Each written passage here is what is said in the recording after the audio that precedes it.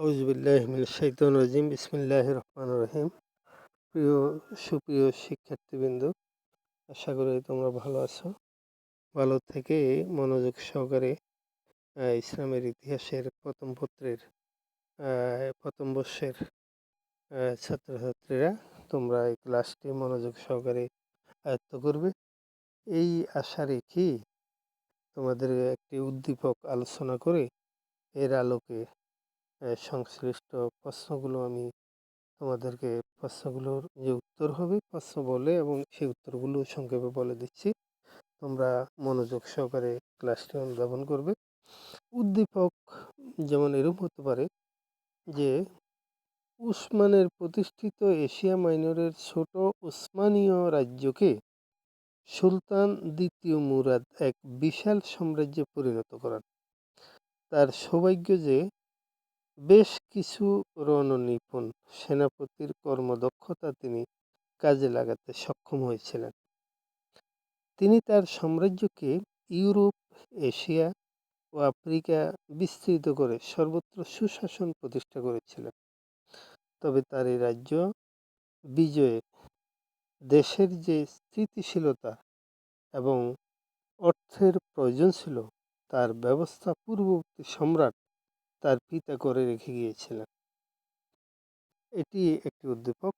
এর আলোকে যেসব প্রশ্ন হতে পারে, যেমন ক, সিন্ধু বিজয়ী নেতার নাম কি?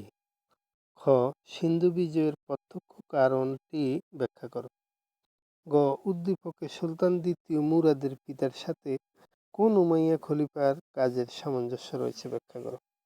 এবং ঘ, তুমি কি মনে করো উদ্দীপকের দ্বিতীয় মুরাদের সাম্রাজ্য বিস্তারে সেনাপতির অবদানের মতোই খলিফা আল ওয়ালিদের সুযোগ্য সেনাপতিদের সহায়তা পেয়েছিলেন?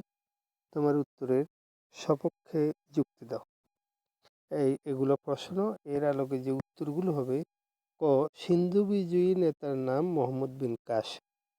খ, সিংহলের রাজা কর্তৃক খলিফা ওয়ালিদের নিকট প্রেরিত কিছু উপঢৌকন ও আরব বণিকদের বাণিজ্যিক দ্রব্যাদি নিয়ে 8টি জাহাজ সিংহলের রাজা হাজ্জাজ বিন ইউসুফের নিকট প্রেরণ করে, কিন্তু এই জাহাজগুলো সিন্ধু রাজা দাহিরের দেবল বন্দরে জলদস্যু কর্তৃক লুণ্ঠিত হয়। হাজ্জাজে লুণ্ঠিত দ্রব্যগুলোর ক্ষতিপূরণ দাবি করলে রাজা দাহির তার জবাব দেয় যে জলদস্যুরা আমার আয়ত্তের বাহিরে, সুতরাং এগুলো দেওয়া সম্ভব হবে না। সুতরাং দেওয়া যেহেতু সম্ভব হবে না, এই কারণেই আরবরা বা সিন্ধু দেশে মোহাম্মদ বিন কাসেমের মাধ্যমে অভিযান প্রেরণ করা হয়। অভিযান প্রেরণে এটা ছিল প্রত্যক্ষ কারণ। এরপরে গত যে প্রশ্ন রয়েছে, উদ্দীপকে সুলতান দ্বিতীয় মুরাদের পিতার সাথে উমাইয়া খলিফা আব্দুল মালিকের কাজের সামঞ্জস্য রয়েছে। আব্দুল মালিক যখন ক্ষমতা আরোহণ করেন তখন উমাইয়া খেলাফতের চরম বিশৃঙ্খলা অস্থিতিশীলতা বিরাজ করেছিল। এছাড়াও খিলাফতের অর্থনৈতিক অবস্থা ছিল খুবই নাজুক। এরূপ প্রতিকূল পরিবেশে তিনি শক্ত হাতে শাসনদণ্ড পরিচালনা করেন। তিনি রাজনৈতিক দূরদর্শিতা, অসীম কর্মদক্ষতা, ধৈর্য, জ্ঞান ও বিচক্ষণতা এবং প্রজ্ঞা ও সাংগঠনিক দক্ষতা প্রদর্শন করে খেলাফতের মধ্যে শান্তি ও শৃঙ্খলা ফিরিয়ে আনেন। এই জন্য আব্দুল মালিককে উমাইয়া বংশের প্রকৃত প্রতিষ্ঠাতা বলা হয়। এরপরে ঘয়ের উত্তর: প্রদত্ত উদ্দীপক হতে আমরা জানতে পারি দ্বিতীয় মুরাদ সৌভাগ্যক্রমে বেশ কিছু রণনিপুণ সেনাপতির কর্মদক্ষতায় তার ছোট উসমানীয় সাম্রাজ্যকে ইউরোপ, এশিয়া ও আফ্রিকা বিস্তৃত করতে সক্ষম হয়েছিলেন।